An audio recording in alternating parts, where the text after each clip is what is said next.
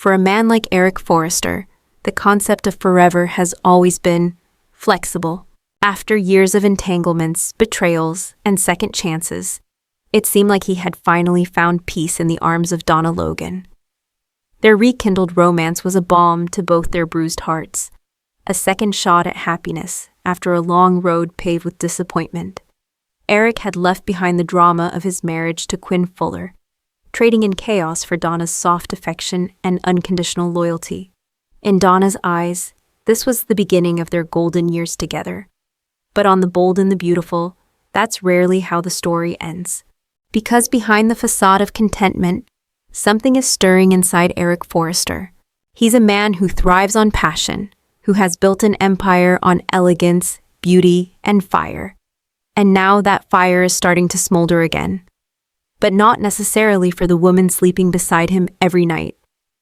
No, this time, the spark may be coming from somewhere far more complicated and far more dangerous.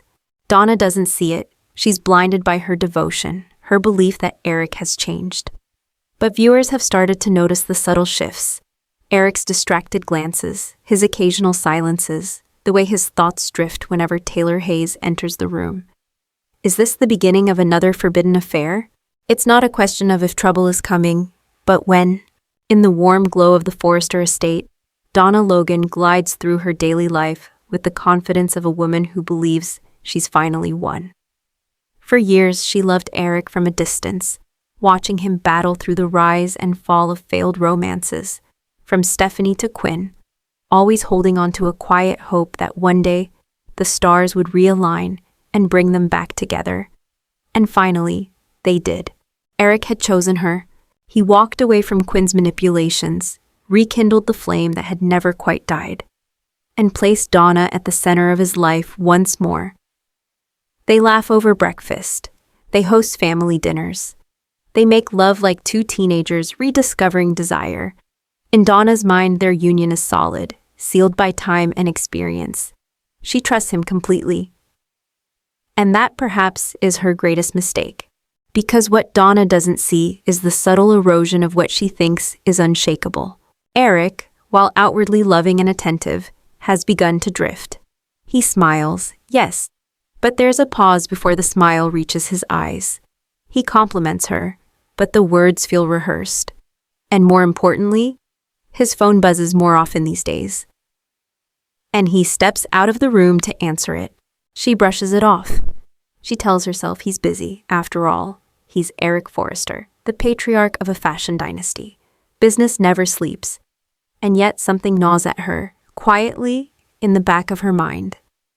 A whisper of doubt she refuses to voice, because if she says it aloud, it becomes real. And for now, Donna would rather live in the illusion. What makes her blind spot so ironic is that she, once upon a time, was the other woman. When Eric strayed from Quinn, it was Donna who offered him comfort. It was Donna who reignited his belief in love. She was the woman who made him feel alive again. But the truth she's forgotten is that a man who betrays one love for another doesn't stop being a betrayer. He simply changes targets.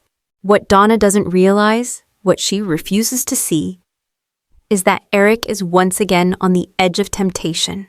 And this time, the threat might already be inside their home.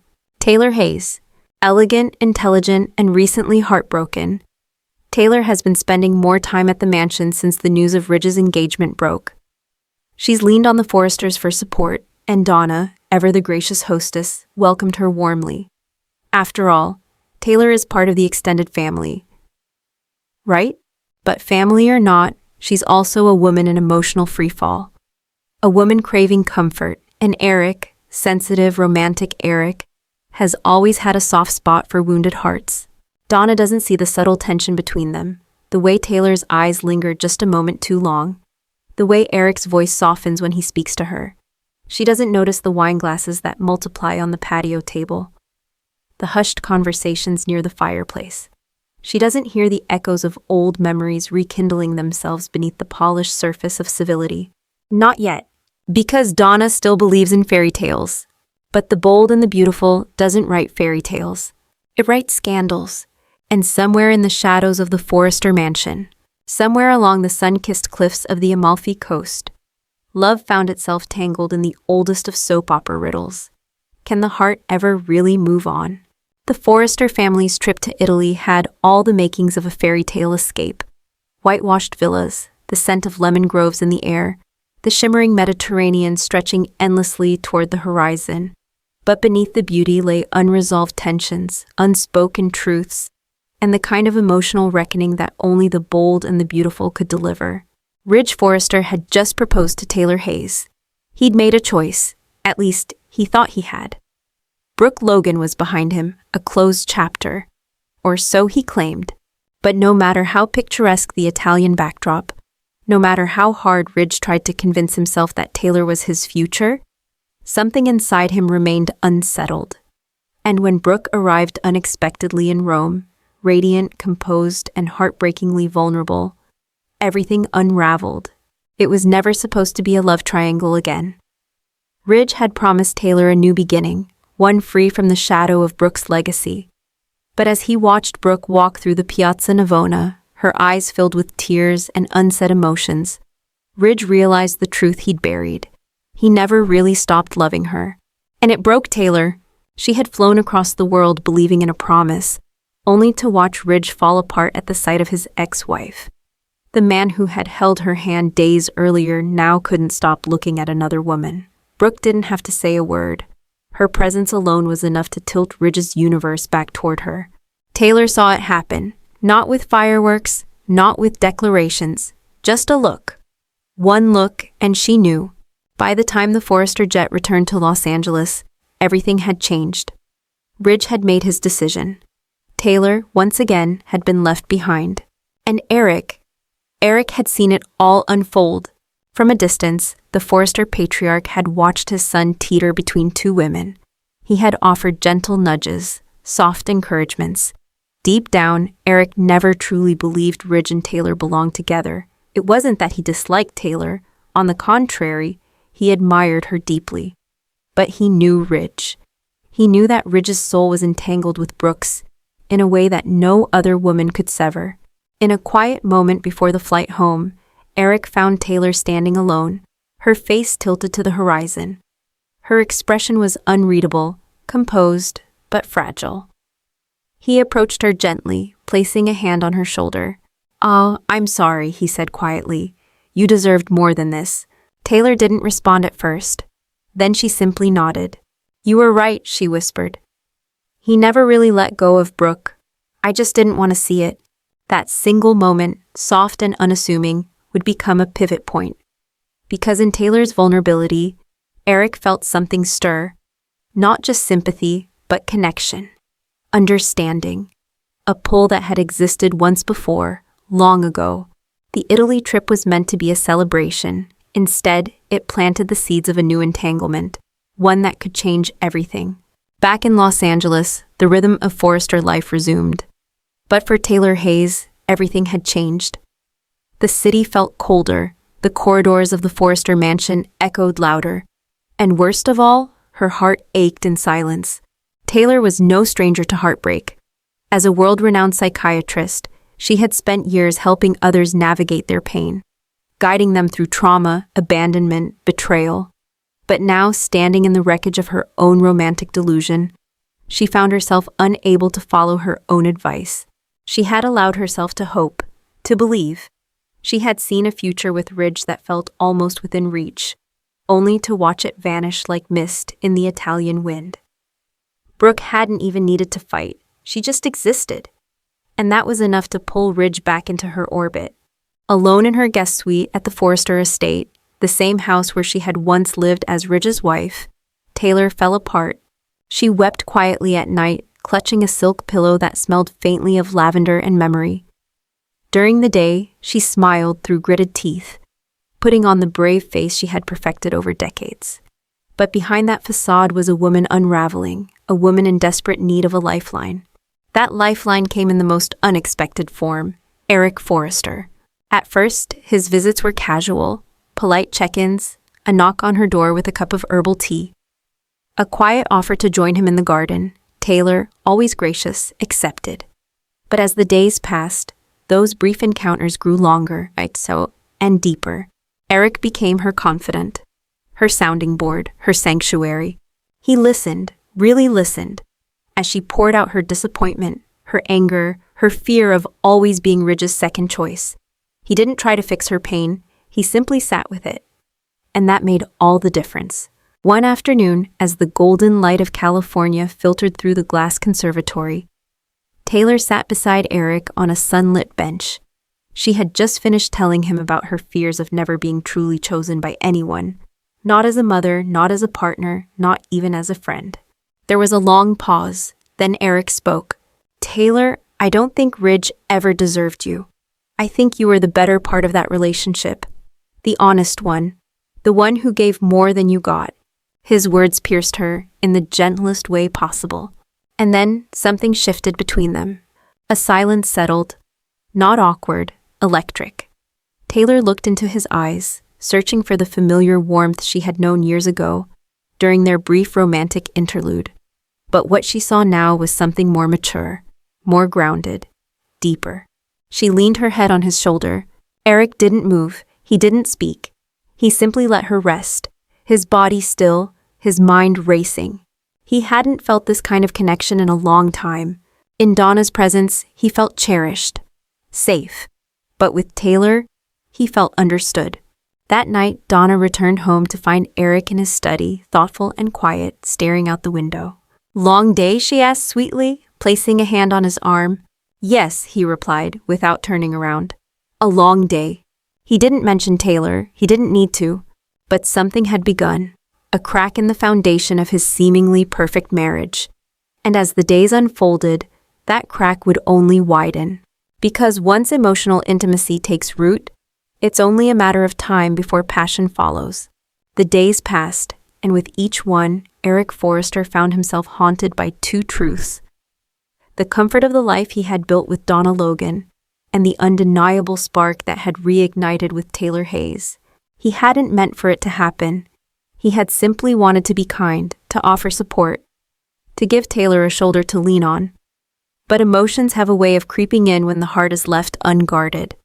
What began as compassion had started to twist into something deeper, something Eric hadn't felt in years. A quiet ache, a yearning. Donna, for her part, noticed the change, though she tried desperately to ignore it. She had waited so long to have Eric all to herself. Their reunion had been the stuff of daytime dreams, forgiveness, passion, promises of forever. And for a while, it had all seemed perfect. But lately, perfection had cracks. Eric had become distant, not overtly cold. He still kissed her goodnight, still smiled at breakfast, still offered his familiar reassurances. But his eyes no longer lingered on her. His hands, once always reaching for hers, now often stayed in his pockets. He was distracted, preoccupied, and Donna knew, from experience, what a distracted Eric Forrester usually meant. One evening, after another quiet dinner where Eric had barely touched his food, Donna tried to reach him. "Is something wrong?" she asked softly, pouring him a glass of his favorite wine. He shook his head with a smile that didn't quite reach his eyes. "Just tired, too many meetings." But Donna knew better. She had known this man through every stage of his life, and she could feel it in her bones. He was slipping away. What terrified her most was the fact that she didn't know who the threat was. Or so she thought, because if Donna had allowed herself to connect the dots, the sudden increase in Taylor's presence, the long walks Eric took after phone calls, the subtle shift in his tone whenever Taylor's name came up, she would have realized that the answer was standing right in front of her. Taylor Hayes, a woman Donna respected, a woman she had consoled after the Ridge debacle, a woman she welcomed into her home, never once imagining she might become a rival.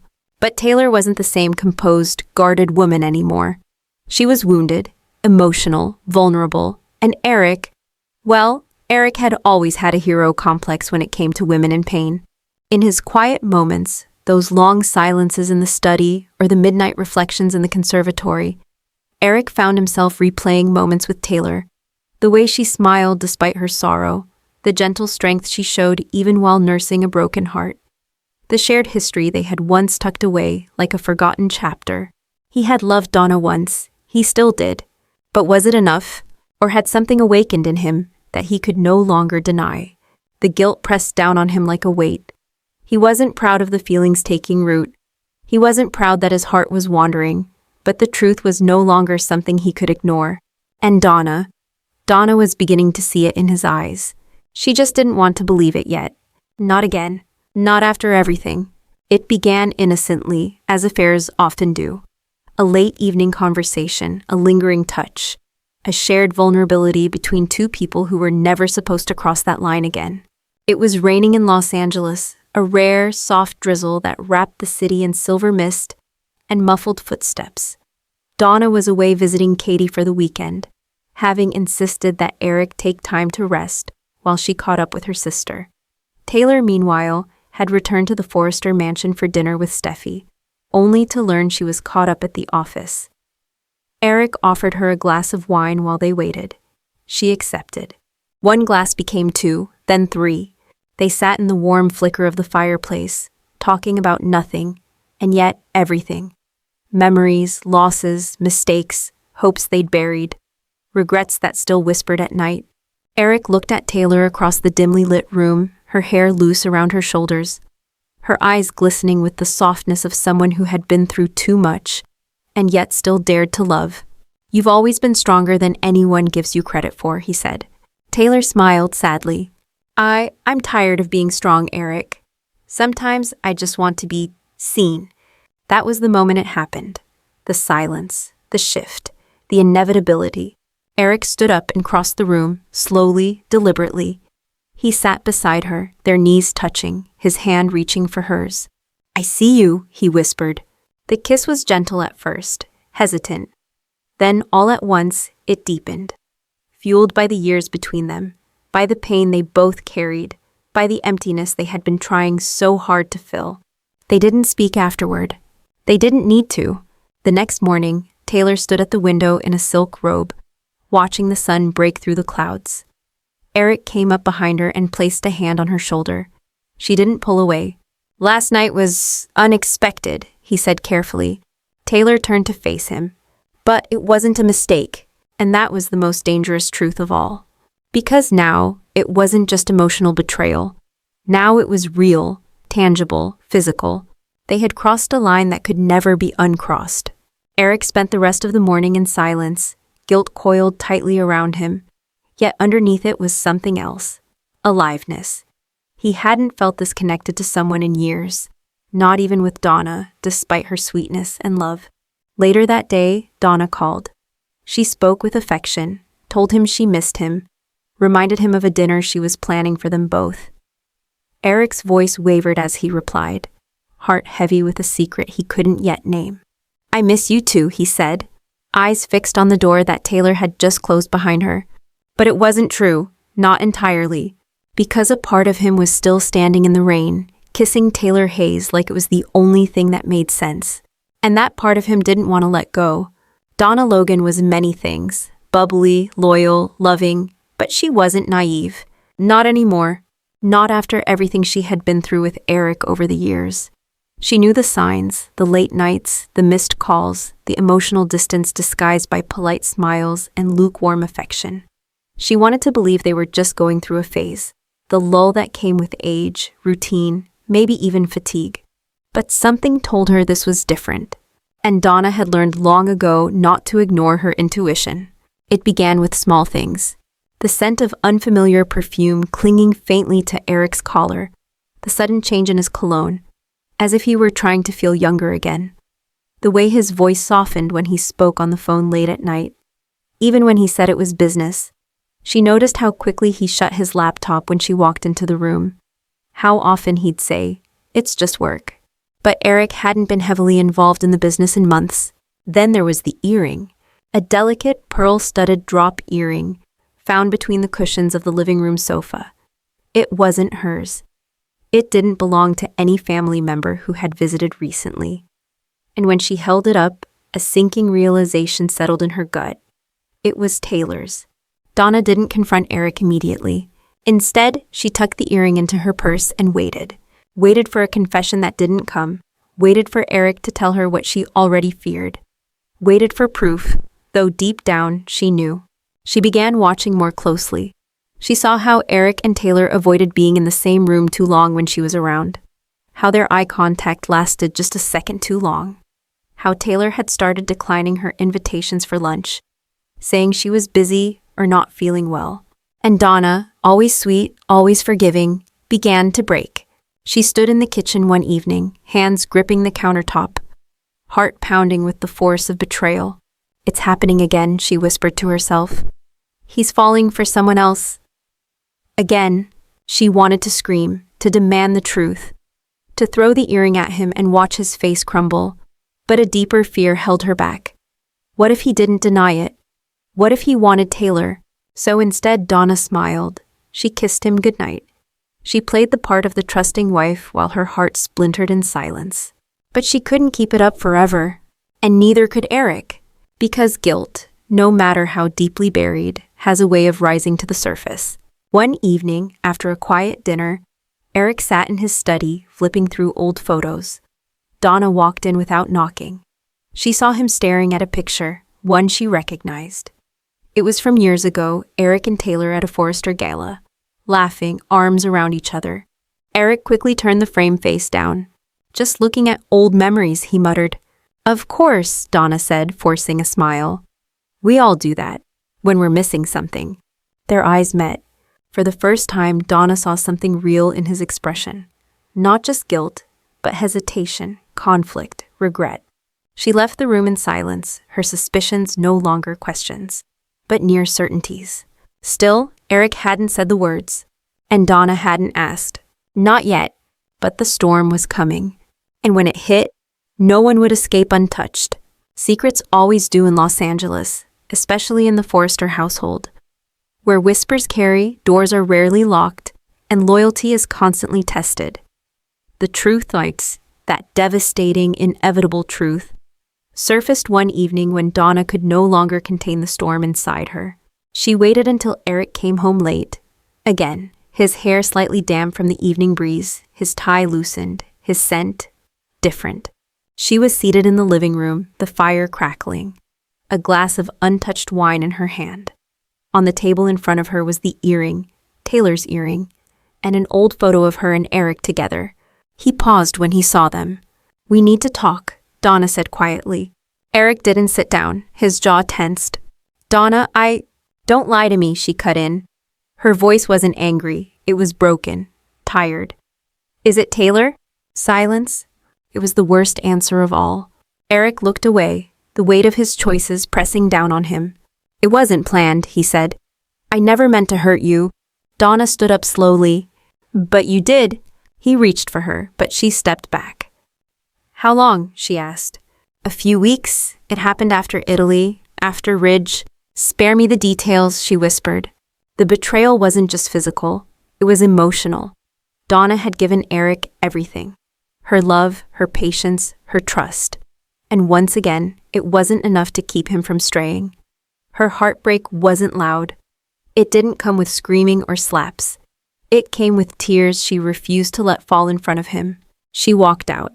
And for the first time in a long time, Eric was truly alone. Meanwhile, Taylor was facing her own consequences. Steffi confronted her that same night, having overheard part of a tense phone call between her mother and Eric. "Tell me it's not true," Steffi said, her voice trembling. "You and Eric? After everything with Dad?" Taylor looked down. "It just happened." "No, Mom, it didn't just happen. You let it happen." Taylor tried to explain how lost she'd felt, how Eric had been there for her, how it wasn't meant to go this far. But Steffi wasn't hearing it. "Do you realize what this will do to Donna? To Ridge?" Taylor flinched at the mention of Ridge. She had tried so hard to move on, to stop defining herself by him.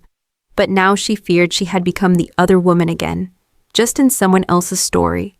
By morning, the news had begun to spread quietly through the Forrester family. Ridge was the last to know, and when he did, his reaction was a mix of disbelief and quiet fury. He confronted Eric at the office, slamming the door shut behind him. "Taylor? Really?" Eric stood firm.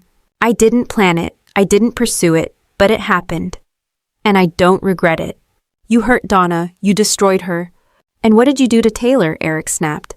You led her on, dangled a future in front of her, and then chased after Brooke the second things got complicated. Ridge didn't answer. Because he couldn't. The Forrester family once again found itself fractured. Not by business, not by scandalous designs, but by love, or something that looked like it. And in the center of it all stood Taylor, torn between guilt and longing.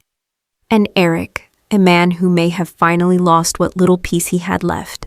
Could Donna ever forgive him? Would Taylor walk away? Or was this only the beginning of a much deeper war? The dust hadn't even settled, but the damage was done. Donna Logan, humiliated yet dignified, moved out of the Forrester estate with her head held high. She didn't scream, she didn't beg. She simply packed her things and walked away. Not because she didn't love Eric, but because she loved herself more. The man she had believed would protect her heart had shattered it, and there was no elegant way to sweep up the pieces. Eric, now alone in a house filled with ghosts, was left to reckon with the cost of his choices. Taylor tried to keep her distance.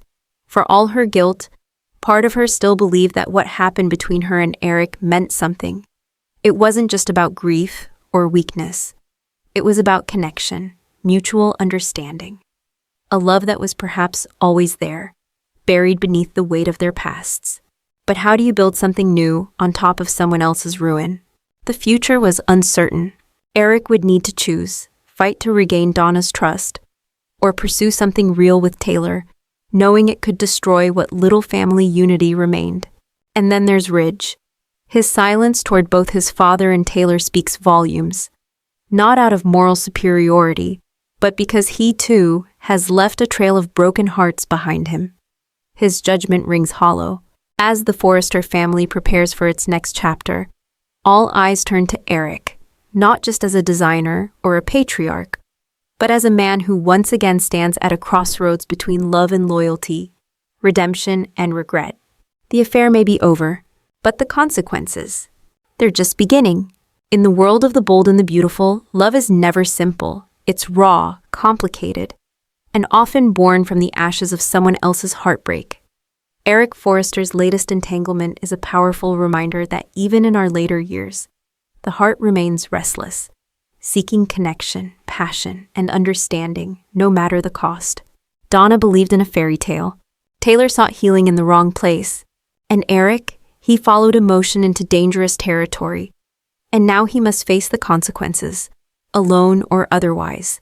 Will there be forgiveness, a second chance, a new beginning, or will this become yet another cautionary tale in the long, scandalous history of the Forrester dynasty? One thing is certain, the drama is far from over. So, dear viewers, stay close, keep watching, because on The Bold and the Beautiful, even the quietest moments can explode into chaos. And just when you think you've seen it all, trust us, you haven't. What do you think? Should Donna forgive Eric? Should Taylor walk away? Or are we about to see a love triangle none of us expected? Let us know in the comments below. Don't forget to like, share, and subscribe for more daily B&B spoilers and emotional breakdowns from the world's most addictive soap.